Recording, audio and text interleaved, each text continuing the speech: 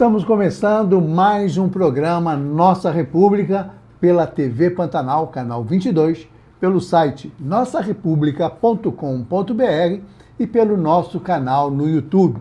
Inscreva-se, acompanhe o programa de onde quiser e no horário que você preferir.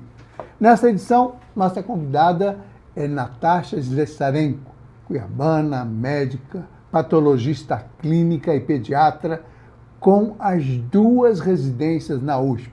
Fez mestrado e doutorado em pediatria também na USP, professora em pediatria na UFMT, responsável técnica médica da Clínica Vida, Diagnóstico e Saúde, diretora médica do CEDILAB em Cuiabá e diretora médica do Alta em São Paulo.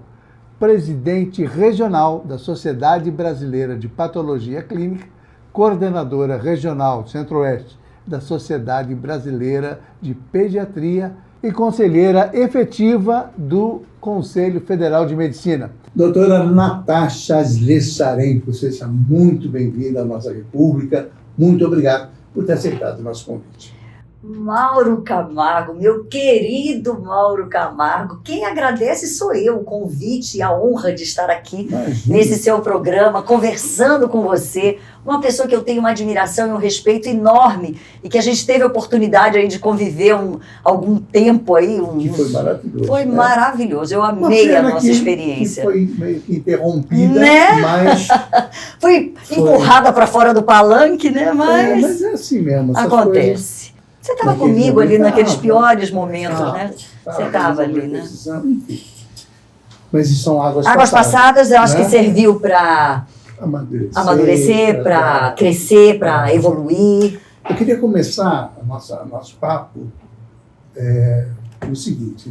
Recentemente você assumiu publicamente esse desejo de disputar o governo do Estado, dessa vez, não mais o Senado, mas o governo do Estado, que é um desafio ainda maior, né, do que aquele primeiro.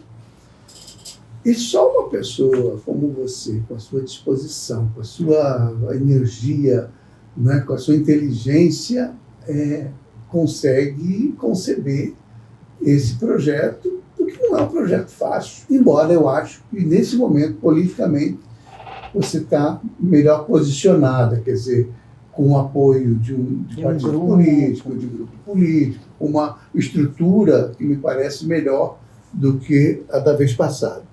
Então é o seguinte, eu queria saber por que, depois da experiência daquela tentativa parcelatória, você decidiu novamente ser candidata ao governo do Estado. Então, meu querido, na verdade, assim, essa minha vontade de servir só ficou guardadinha, porque os meus princípios, a minha vontade, o meu desejo, aquilo que a gente conversou muito exaustivamente ali em 2022, né? Ele se mantém, que é aquela vontade de eu devolver para o meu estado tudo aquilo que eu tenho, tudo aquilo que eu conquistei. Como eu já disse e volto a dizer, me sinto totalmente realizada como médica, como professora, como empresária, como mãe. E hoje me vejo numa condição em que eu consigo ter tempo, energia para cuidar das pessoas a nível maior, numa escala, que a gente só consegue fazer isso na política. Desculpa interromper. Então, do ponto de vista político, a senhora que mudou alguma coisa de 2022 para cá? Para essa possibilidade de 2026? Então, na verdade, eu troquei de partido, né? Eu agora não, já tem uns 2 anos, mais de 2 anos que eu estou no PSD. Eu estava naquela ocasião no PSB e agora estou no PSD. E o senador Carlos Fávaro, que é o presidente regional do partido, me chamou para conversar há mais de 1 ano atrás, logo que eu tinha entrado no partido. E ele perguntou o que eu tinha interesse para as eleições de 2026. Eu falei, senador, eu sou partidário, eu estou aqui para contribuir. Se o senhor achar, se o partido achar que é interessante que eu saia candidata a deputada federal, estou pronta. Se o partido achar que é conveniente que eu saia a um cargo majoritário, estou pronta. Para estadual, estou pronta. Eu realmente estou disposta a servir. Estou aqui para contribuir, para devolver um pouco para o meu estado tudo aquilo que ele me deu. E não tem como a gente fazer isso a não ser através da política. No dia a dia nosso, Mauro, a gente faz ajuda num exame de um, ajuda numa consulta de outro, faz contato com o médico lá do interior para atender um paciente X, para não sei o quê. Agora, quando a gente pensa no macro, quando a gente pensa como fazer isso para muita gente, em escala, é só na política, através de políticas públicas, através de melhora de fluxos de atendimento. Então, assim, eu penso muito na saúde como médica que sou, mas a gente sabe que o nosso estado tem aí problemas estruturais muito grandes e que precisa de uma pessoa que esteja disposta a fazer uma política aí mais voltada, especialmente para aqueles que mais precisam, uma política que tenha como norte setores cruciais da nossa sociedade que estão aí penalizados, que é a saúde, a educação, a segurança pública. São áreas assim que estão realmente em estado de calamidade aqui no nosso estado, eu poderia dizer dessa forma. E o que mudou de lá para cá? Então, eu troquei de partido, eu sinto que o país está diferente, não vejo aquela polarização tão grande, tão forte, tão como forte. Estava, né? Como já esteve. Eu sinto isso, eu não sei qual que é a sua impressão, eu também gostaria de saber. Eu tenho conversado eu acho que ela persiste, claro. Sim, persiste. Particularmente em Mato Grosso, mas já não tem a mesma força, né? E também a retumbância, né? Porque era uma coisa assim que se irradiava, qualquer coisa doentio. O que eu vejo hoje, e que é uma coisa que é sintomática dessa situação, é que a direita está bem dividida, né? Com duas, três candidaturas. Tanto a nível federal, quanto a nível estadual. Para governo, para Senado, existe todo esse... Não existe aquela coesão. Né? Eu acho que a condenação do ex-presidente Bolsonaro e a sua prisão a qualquer momento, prisão que eu digo encarceramento mesmo, encarceramento, no presídio, deve dar uma arrefecida ainda mais. Essa é a sensação também que eu tenho, sabe? E outros fatores, né? O Eduardo Bolsonaro nos Estados Unidos jogando contra o Brasil. Foi muito ruim isso para a direita. Enfim. A taxação que o Trump inicialmente impôs. Mas isso também, eu como empresária, Mauro, eu penso o seguinte, nos momentos de crise é que a gente fica muito mais criativo, muito mais propenso a novas oportunidades, porque às vezes... Quando você não está na crise, você se acomoda, entra numa zona de conforto e a situação vai se acomodando. Mas no momento de crise, a situação, você precisa ir atrás. Então, a abertura de novos mercados que foi feita para carne de frango, para carne de boi, quer dizer, uma série de outros mercados aí, mesmo para as commodities, que, além da carne aqui. Então, a gente vê o que esses momentos também propiciaram um crescimento do Brasil, especialmente... Né? Ali para o mercado asiático, isso ampliou um pouco isso. Né? Foi importante. Sem contar que agora já estão conversando, provavelmente... Deu uma química ali. É engraçado isso. Mas, olha, eu queria te perguntar o seguinte, quer dizer, nós ainda está muito distante do processo eleitoral, a gente está um ano praticamente das eleições de 2026, e agora que as coisas começam a ser discutidas, né? As peças do tabuleiro ainda estão se movimentando, né? E, na verdade, até o início de abril, né? Onde você não pode mais trocar de partido, acho que até lá... realmente... março define tudo, e a partir de abril a situação já está mais definida, isso é verdade. E aí eu queria lhe perguntar o seguinte, quer dizer... tudo pode acontecer, né? Tudo. As alianças podem ser... a gente está vendo, por exemplo, uma sinalização para a esquerda, para a centro-esquerda, a federação, o próprio PSD, né? De que aceita conversar com Jaime Campos, que é um nome forte, eleitoralmente sem falando, dúvida, e que está em rota de colisão com o atual governador, não aceita partido. Não aceita a candidatura do vice-governador Tadeu Pivetta. Como é que a senhora vê? Existe um risco? A senhora vê como um risco ou vê como uma possibilidade positiva?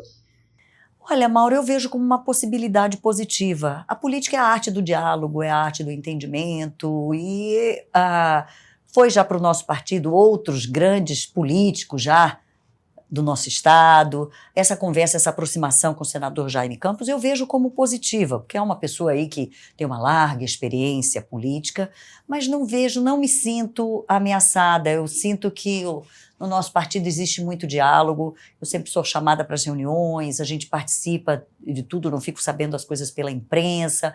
Então, é uma forma muito democrática que o senador Carlos Fávaro lida ali dentro do partido, ele como o presidente regional aqui do partido. Então, eu vejo mais como positiva do que como negativa. Eu sinto as pessoas na rua param e falam assim, você precisa ser candidata. A gente está cansado das mesmas coisas. Aliás, em 22 era essa mesma sensação, né? A gente percebia que tinha um vigor das duas, uma simbiose. Assim, as não existia realmente sentindo... algo forte nesse sentido. Exatamente. Né? E eu sinto agora novamente, Mauro, eu sinto de novo aquilo que a gente sentia. Não sei se você lembra, às vezes a gente andando na rua, as pessoas nos paravam, a senhora que é a candidata, tem que ser candidata. Enfim, eu acho que foi um dos motivos pelos quais, talvez o motivo pelo qual nos tiraram do palanque, né? Eu acredito que tenha sido esse o grande motivo, porque existia essa necessidade, essa vontade da mudança. Essas eleições municipais, especialmente para a Câmara, onde foram eleitas 7 mulheres, isso eu acho que também reflete uma vontade popular, né? De que tenha mais mulheres no poder. Se a gente for imaginar que somos 53% da população, aqui no Mato Grosso até de votantes tem um pouco mais até de mulheres votantes, e a gente não tem essa representatividade toda, nem a nível federal, seja executivo, seja legislativo, estadual, municipal. E a mulher traz uma perspectiva diferente para dentro da política. É um olhar com maior sensibilidade para as questões sociais, saúde, educação, infraestrutura, segurança, transporte. A mulher sente dores que o homem nunca vai sentir. Eu falo, é uma coisa boba isso que eu vou falar, é uma coisa pequena, mas reflete o dia a dia. Eu tenho uma clínica em Várzea Grande e já fiz mamografia diversas vezes em diversas clínicas, não só aqui em Cuiabá, mas fora daqui e tal. E em todas as clínicas que eu fui, a gente coloca um avental, a mulher coloca um aventalzinho, geralmente fechado aqui na frente, e quando a gente vai fazer a mamografia, a gente tem que tirar o avental e acaba ficando só com a roupa íntima de baixo e tal, para fazer a mamografia. Pois lá na clínica eu falei, não, eu vou criar uma blusa com uma saia. Porque se a mulher tiver a mamografia, ultrassom transvaginal, ela já veste a blusa e a saia e faz. Se ela tiver só a mamografia, ela só veste a blusinha, com amarradinha aqui em cima, dos 2 lados, de tal forma que ela vai fazer a mamografia numa mama, ela desamarra, faz a da mama. Ela continua vestidinha, por mais que seja uma técnica mulher que está te acompanhando, mas é constrangedor para muita mulher. E não é só isso, muitas mulheres ficam com aquele avental, extremamente íntimo, ficam com aquele avental, muitas vezes circulando pela clínica entre homens e mulheres, está de avental. Então, é constrangedor. É pequeno, mas reflete um pouquinho do que a gente passa no nosso dia a dia. Só quem vive isso, quem tem essa sensibilidade para entender. Exatamente. Né? Quando o nosso governador diz que não dói atravessar a ponte para uma mulher que foi violentada fazer uma queixa na delegacia aqui em Cuiabá, é porque ele nunca passou por isso. E nunca vai passar. Eu, como mulher, aqui no Mato Grosso, me sinto assim, apesar de todo o privilégio que tenho carro, moro num bairro central, mas eu tenho medo de sair na rua. E eu imagino aquelas mulheres que moram numa rua que não é bem iluminada, distante do policiamento. Então, assim, se você vai atravessar, vai passar por um lugar meio ermo, qual que é seu medo? É ser assaltado. O nosso é ser violentada, é ser assassinada. Então, assim, são dores que só nós mulheres temos. E essas dores, não adianta, o homem não vive isso. Isso vale também para feminicídio, vale para tudo. Violência contra a mulher. Para violência contra a mulher, para violência contra a criança. Você sabia que 70% das famílias que têm filhos deficientes, que têm filhos com transtorno do neurodesenvolvimento, com TEA, as mães acabam sendo solo, porque os pais acabam deixando as famílias? Porque é um desafio e tanto. É um baita desafio. Não, muita força, não é. E a mulher tem amor. essa garra, essa gana, essa coisa de leoa, que apesar da criança ser deficiente, ou o que quer que seja, é filho, e ela vai amar, e vai cuidar, e vai proteger, com todas as suas forças. Então, são essas questões que a gente traz, e nós, mulheres, precisamos estar mais nesses espaços de política, de poder, de fala. Nós temos hoje, basicamente, 2 mulheres disputando com algum destaque as eleições do próximo ano, que é a senhora como a governadora e a Janaína Riva, que já está com a candidatura, com a pré-candidatura. A candidatura ao Senado também. Senado bem colocada, é a segunda, né? E, aliás, que pode até compor numa chapa, né?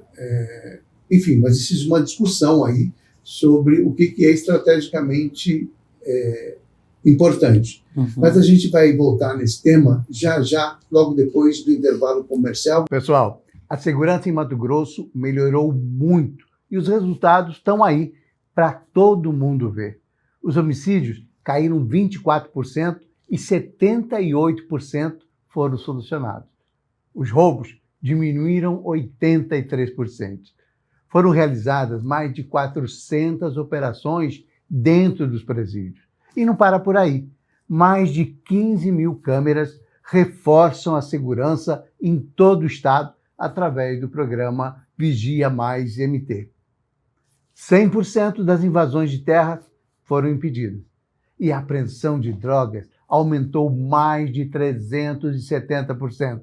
O investimento do governo de Mato Grosso nos últimos 6 anos garante que as forças de segurança estejam nas ruas, no campo, nas estradas, trabalhando firme e solucionando crimes.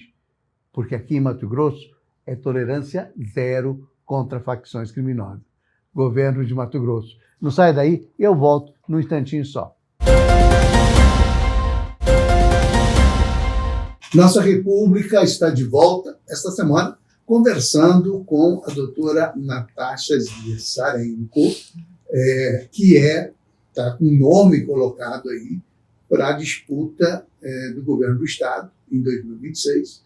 Ela não está fazendo campanha, está se colocando à disposição do partido para esse feito, que não é uma coisa pequena, né?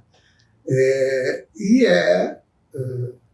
uma mulher que já mostrou em 2022 uma capacidade de trabalho enorme, de encantar as pessoas, de mobilizar, né? Eu acho que o momento mais forte daquela campanha, para quem não acompanhou, mas como eu estava participando dentro, foi a convenção. A convenção foi um espetáculo. Linda, né? A convenção foi algo assim, que a gente percebeu a força, o tamanho, né, que você ganhou naquele processo, e foi muito interessante. Mas eu queria perguntar o seguinte.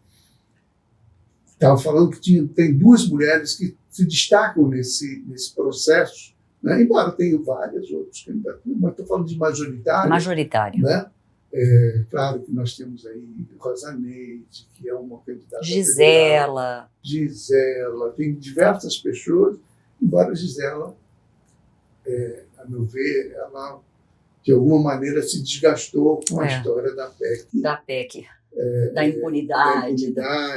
Enfim, aquilo ficou muito ruim. Muito ruim. Sem dúvida. Embora ela não tenha uma leitura de que estivesse fazendo algo inadequado politicamente, né? Mas fez e ficou com essa chancela, como os outros parlamentares que apoiaram essa PEC. A PEC, né? da bandidagem. Ficou muito ruim. Muito ruim, sem dúvida. Enfim, como é que você se vê aí diante da possibilidade de ser essa candidata ao governo do Estado, a essa vaga majoritária mais importante, de enfrentar um nome, como é o caso do governador Mauro Mendes, que é um nome consagrado na política estadual, são 8 anos de mandato, com uma visão de gestão como muito não se via em Mato Grosso, uma capacidade de gestão.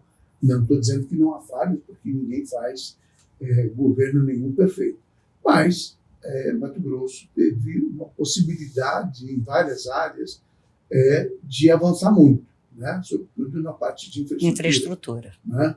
A gente vê educação também com um avanço significativo, não só como na estrutura, mas também na parte pedagógica, em algumas iniciativas que me parecem bem interessantes, como mandar estudante para a Inglaterra, para o exterior, são iniciativas bacanas, modernas, e que, sob o ponto de vista da gestão pública, apresentam uma novidade relevante. E a senhora se dispõe a enfrentar esse debate com alguém que hoje lidera o Senado aí, as pesquisas todas, né?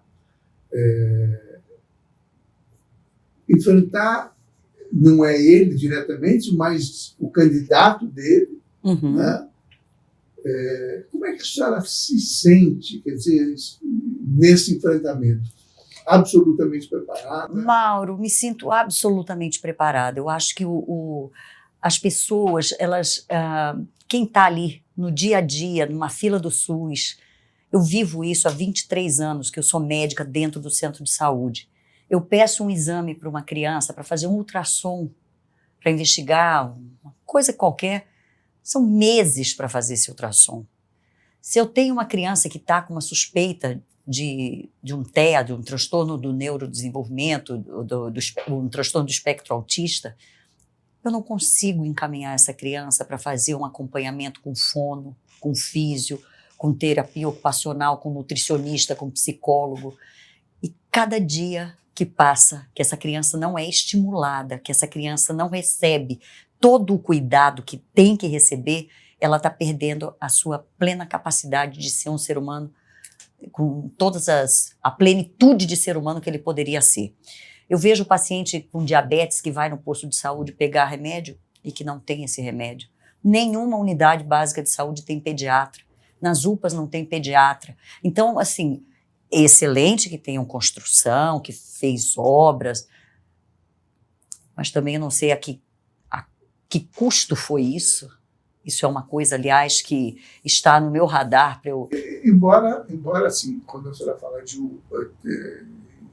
funcionamento da saúde no município... Não, nós temos no município, o município é a atenção primária, aí a secundária, a terciária, temos aí vários hospitais para serem inaugurados, o Hospital Central, depois de 34 anos, maravilhoso, eu acho que isso a população ganha muito. O Hospital Universitário Júlio Miller, que é um hospital federal, mas que teve uma certa participação do governo do estado na obra. Na né, obra, isso. Então, tudo isso é muito bom, mas a saúde nossa está um caos. Está um caos, a gente não tem... Você acha que, como governadora, conseguiria trabalhar isso no âmbito... Porque, assim, eu estou pegando o exemplo de Cuiabá, que é gestão plena, Sim. Né, e que tem, portanto, a obrigação, ela recebe os recursos para fazer o atendimento, que é esse que é falho. O município está muito sobrecarregado, porque a saúde é tripartite, né? Então, tem verba do governo federal, estadual e municipal para lidar com a saúde. E hoje, a maioria dos municípios estão sobrecarregados, porque não está vindo tudo que deve do governo federal e do governo estadual. Tá? Isso é um ponto. O que é que tem que se fazer de urgência na saúde, Mauro? A primeira coisa é humanizar essa saúde. É ter um atendimento acolhedor, ter uma política de gestão de medicamentos. Falta demais de medicamentos e medicamentos fundamentais para pressão alta, para coração. Ter um sistema de encaminhamento para a rede secundária de pacientes com problema do coração. Um paciente que está com dor no peito não pode ficar dentro de uma UPA horas, porque esse paciente pode infartar e morrer. E hoje fica dias. Então, tem que existir um sistema de referenciamento muito grande. Hoje, eu não sei se você sabe, mas quando se precisa fazer hemodinâmica, os pacientes vão para Nova Mutum fazer lá. Por que lá? onde tem uma tabela SUS, que os serviços daqui não recebem. Então, assim, é preciso ter um olhar humano sobre a saúde. Eu falo de saúde porque é a minha área, é onde eu estou sentindo a dor ali todos os dias. Eu vejo uma paciente gestante que não consegue fazer ultrassom no seu pré-natal. Mauro, 200 crianças morrem por ano no Brasil de sífilis congênita, que é uma doença que existe desde a Bíblia, que é tratada com o antibiótico mais barato que existe, que é a penicilina. Mas aproximadamente 200 crianças morrem por ano de sífilis congênita no Brasil. Por quê? Ou porque aquela gestante não fez o exame no pré-natal, ou se fez, não pegou o resultado, ou se pegou o resultado, o médico não viu, ou se pegou o resultado e o médico viu e mandou tratar, ela não conseguiu tomar penicilina, ou se tudo isso aconteceu, ela conseguiu tomar penicilina, mas o parceiro não foi tratado. Enfim, são vários pontos de gargalo. Aí a gente vai para a segurança pública. Então vamos à segurança pública. O Estado é o que mais mata a mulher há 2 anos consecutivos e vai ganhar de novo esse péssimo título. Aí o Estado prendeu os cidadãos, todos esses homens que... Tem que prender mesmo, tem que ter leis mais punitivas, 40 anos e que morram na prisão. Porque cada homem que mata uma mulher dilacera uma família, deixa órfãos e mata pelo simples fato de ser mulher. Só esse ano já foram 46 mulheres assassinadas no nosso Estado. E o que tem que fazer? Tem que ter prevenção, a gente tem que atuar lá na escola, lá na criança, na pequeno. Porque às vezes essa criança está convivendo num ambiente que é altamente tóxico, que o pai chega em casa todo dia e bate na mãe. Então aquele menino acha que isso é absolutamente normal. Então tem que trabalhar na educação dessas crianças, tem que trabalhar na melhoria das vias e ter mais policiamento, e tem que contratar esses policiais que estão no concurso, que não se contrata nunca, tem que respeitar esse profissional, tem que pagar bem esse profissional, tem que ter inteligência e ter um movimento articulado da Polícia Federal com Polícia Civil, com Polícia Militar, cada um no seu Ministério Público, todos trabalhando em prol do combate à violência no nosso Estado, que está assim, realmente está em níveis inaceitáveis, inadmissível isso. Você sabia também que o nosso Estado é o campeão de violência contra a criança? Não sabia. Só em outubro foram mais de 70 crianças que sofreram violência aqui no nosso Estado. Então a gente fica imaginando, minha Nossa Senhora, é muito importante ter estrada, é importantíssimo que tenha aí drenagem de todo desse nosso estado, que é enorme, né? São 953 mil quilômetros quadrados, se juntar o tamanho da Alemanha e da França, ainda Mato Grosso ainda é maior. Então tem que ter realmente, mas a gente não pode esquecer da saúde, não pode esquecer da segurança pública, não podemos esquecer que o Brasil saiu do mapa da fome, o que é louvável, ou seja, menos de 2,5% da população não passa mais fome no Brasil, mas quando a gente entra aqui no detalhe, no Mato Grosso, 3,9% da população ainda passa fome, ou seja, o Brasil saiu do mapa da fome, mas Mato Grosso não. Como é... Por conta o que a senhora atribui a essa situação? Porque realmente é uma situação que a gente produz muito alimento, a gente produz muita commodity para exportação, tem muita riqueza no Estado, talvez seja hoje... Mas é um Estado que gera pouca renda, pouco emprego, porque essa commodity sai in natura daqui. Então é preciso a gente criar políticas para que essas commodities possam ser beneficiadas aqui, como já tem aí muitas aí, as usinas de etanol de milho, maravilhoso, isso nos enche de orgulho, mas a gente precisa fazer mais. Você sabia, por exemplo, que tem uma agroindústria de sementes do Cerrado lá em Pontal do Araguaia? Não. Fantástico, eu fui lá conhecer, mas está ainda em construção, mas eu fiquei encantada com aquilo, chamada vulgarmente de agroindústria do piqui.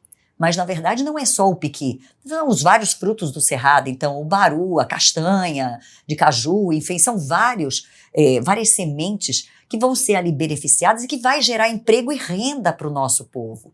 Então, hoje a gente vê um abismo social muito grande no nosso estado.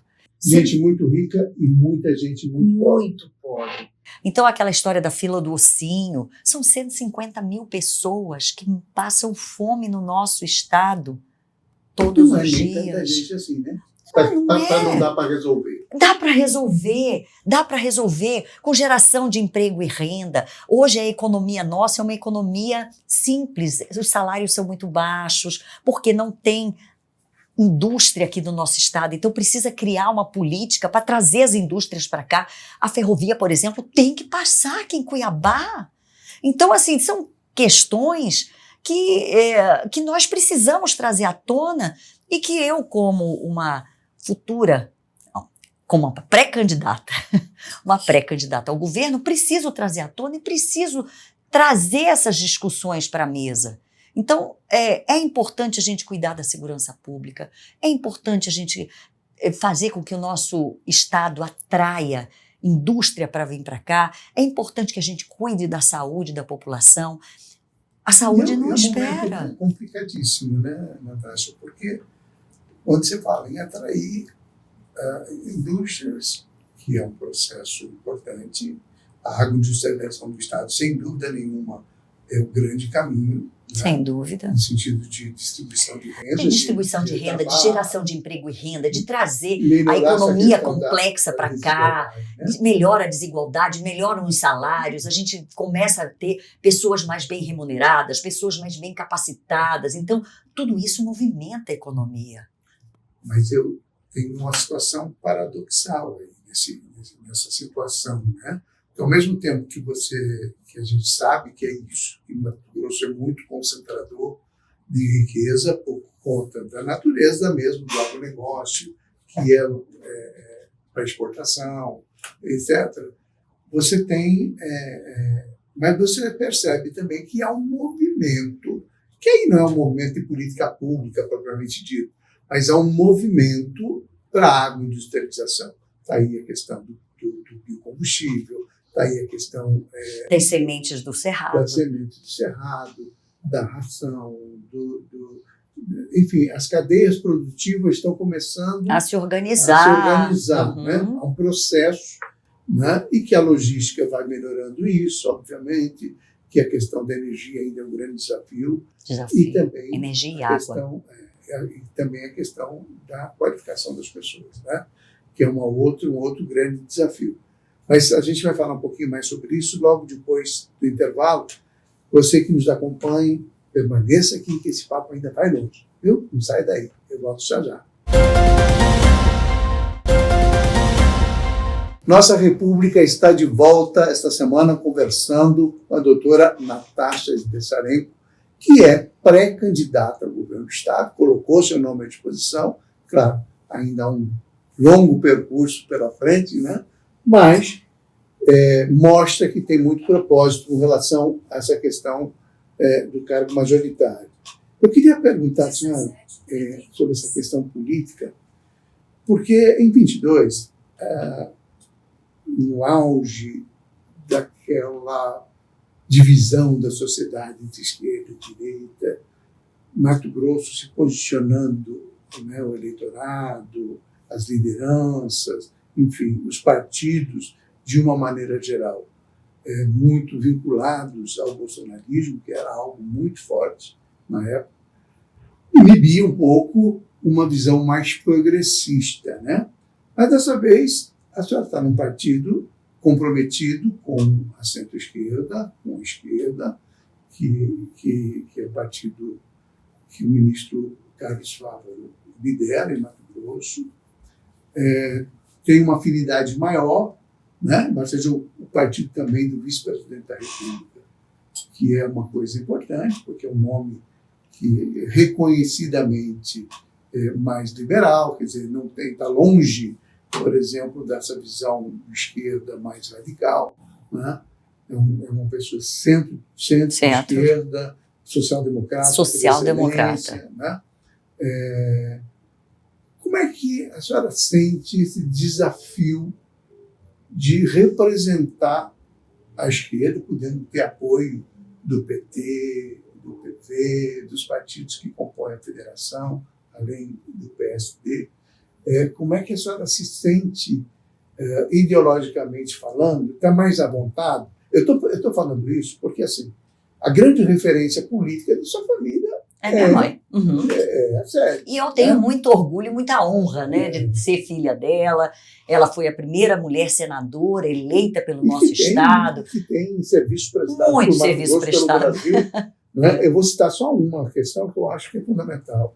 Quer dizer, hoje, a gente, quando fala em delação premiada, nesse projeto que permitiu que o país avançasse no combate à corrupção, etc., não tem como falar nisso, tem que falar em séries.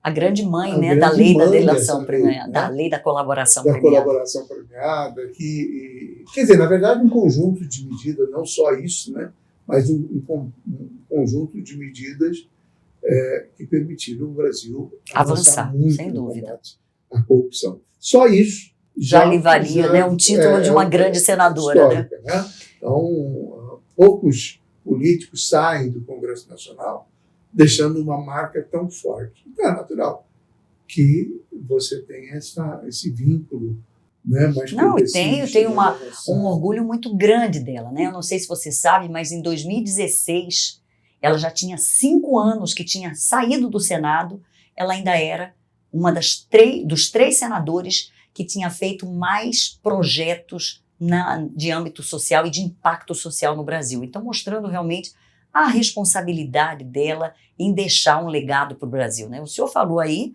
da lei da delação premiada, mas ela também foi coautora da Maria da Penha, ela levou luz para todos, para mais de 125 mil famílias aqui no nosso estado. É uma história que torre de telefonia celular, trouxe a Avenida das Torres para cá, foi uma emenda dela quando o Wilson Santos era prefeito.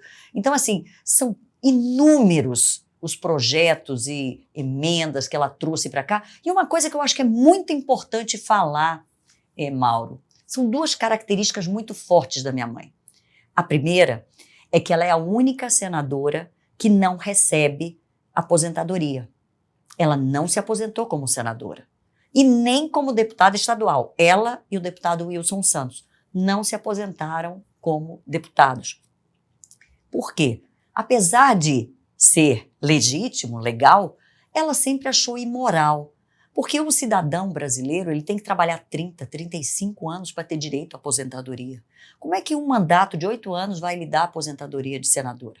Então é importante que a população saiba disso. Ela abriu mão da aposentadoria, tanto de deputada quanto de senadores. Enquanto a gente vê que tem muitos políticos que recebem aposentadoria por todos os cargos que passaram. E é uma carga muito pesada, muitas vezes, para o Estado. Outro dia eu estava conversando com um político desses de carreira, e ele estava revelando, eu tenho aposentadoria daqui, tenho aposentadoria daqui, tenho do serviço público, da área pública. E aí você fica assim, sem entrar, sem fazer julgamento, porque não era o objetivo. Mas assim, você percebe que tem essa coisa. Essa cultura, né? É difícil a pessoa abrir mão. Abrir mão. Então, são 2 características que deixam a minha mãe assim, que eu tenho muito orgulho dela. Então, a primeira é essa questão de não ter se aposentado pelo Senado, nem como deputada aqui da Assembleia. E a segunda é que as emendas dela, isso não sou eu que falo. Eu viajo aí pelo interior, as pessoas falam, ela nunca pegou pedágio nessas emendas. Era, sei lá, 100 milhões, chegava os 100 milhões no seu destino.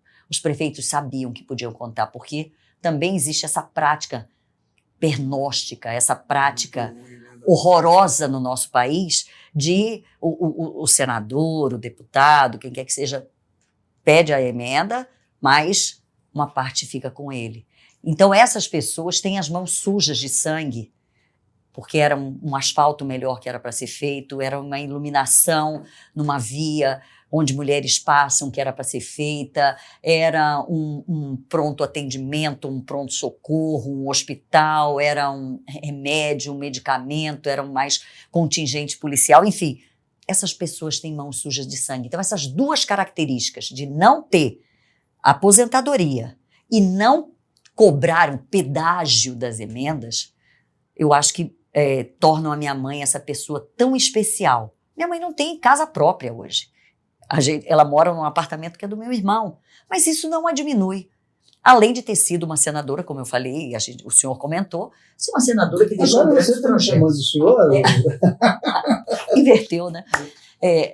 Tem grandes projetos aí para Mato Grosso e para o Brasil.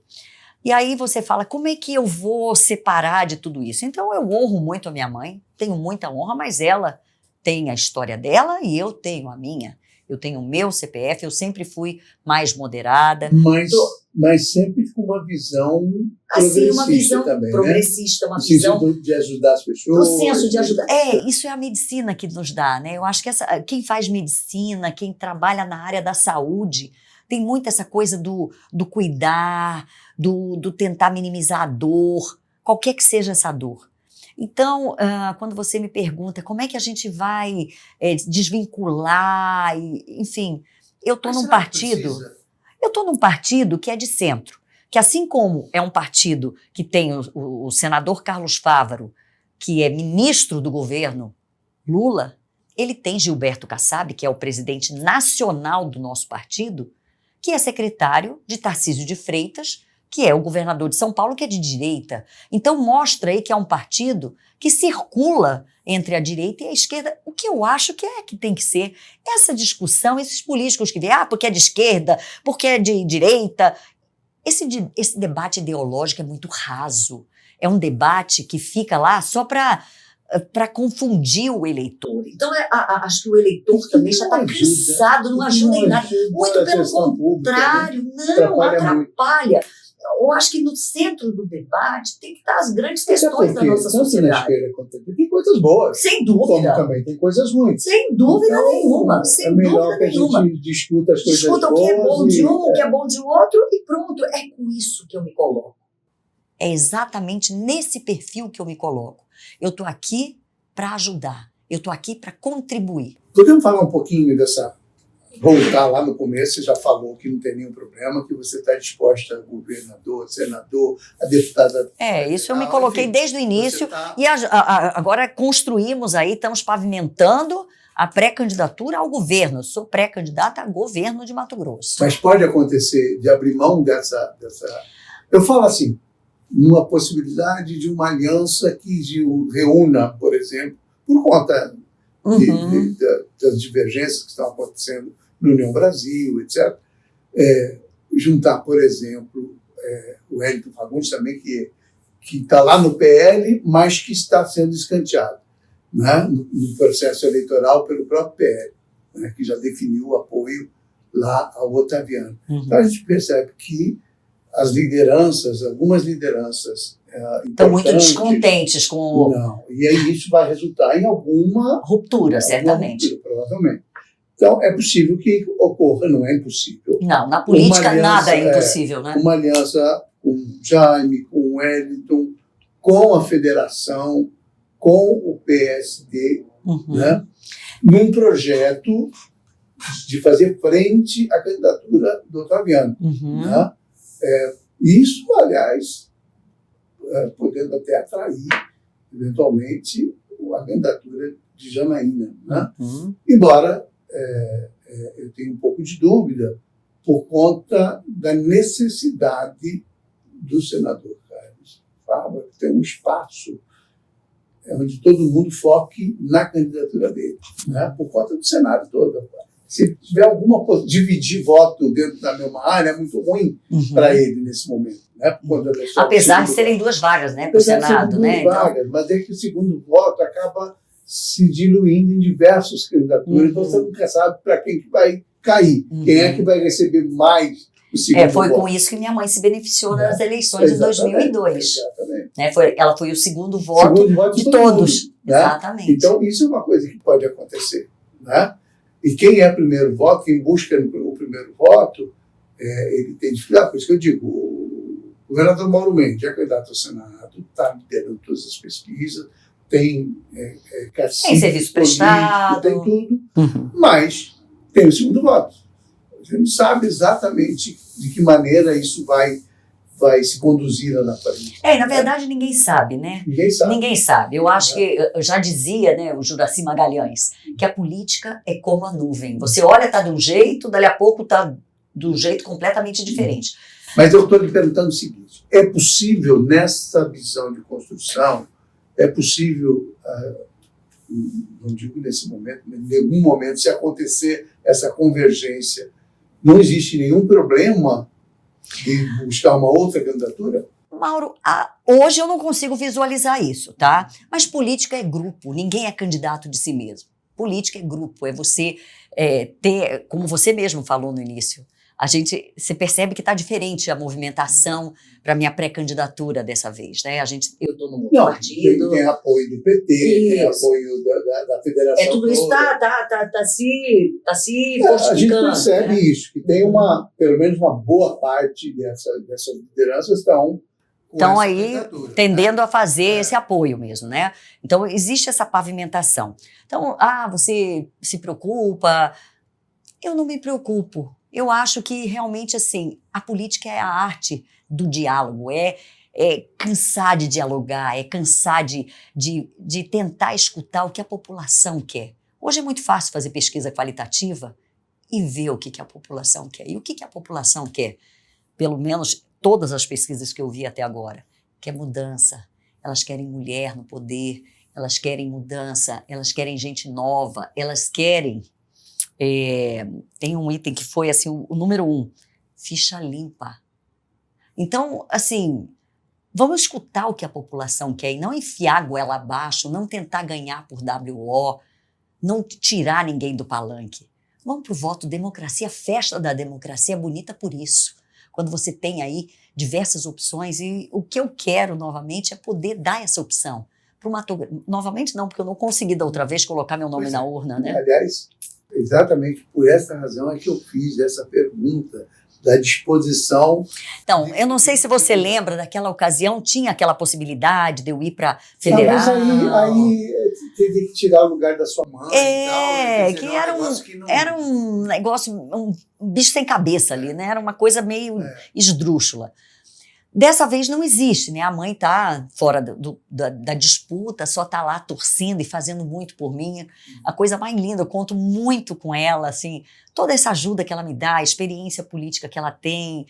E o relacionamento, né? Porque ela anda no interior. O networking que ela tem, né? O relacionamento. Ela conhece todo mundo conhece. Exato. Então, tem assim. Carinho, Esses dias estava até conversando com o senador Pedro Táxi e ele falou: nossa, eu me lembro que eu e sua mãe fizemos lá de cima até lá embaixo, fizemos em 14 dias, não sei quanto, 40 municípios, uma coisa assim do outro mundo.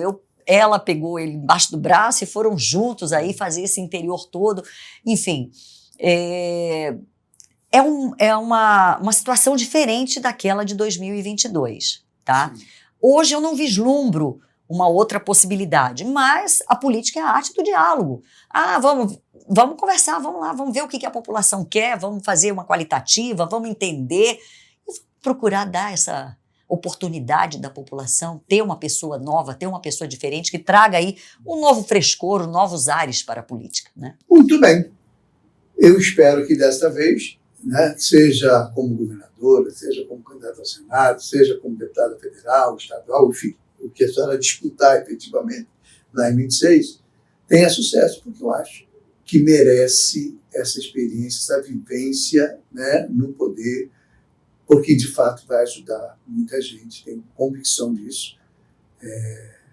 Acho que quem convive um pouco, quem tem uma relação um pouquinho mais próxima, nem precisa ser tão próxima assim, mas percebe essa disposição de ajudar, essa força de mudar a situação, de enfrentar os problemas, de buscar um caminho. É possível. Então isso...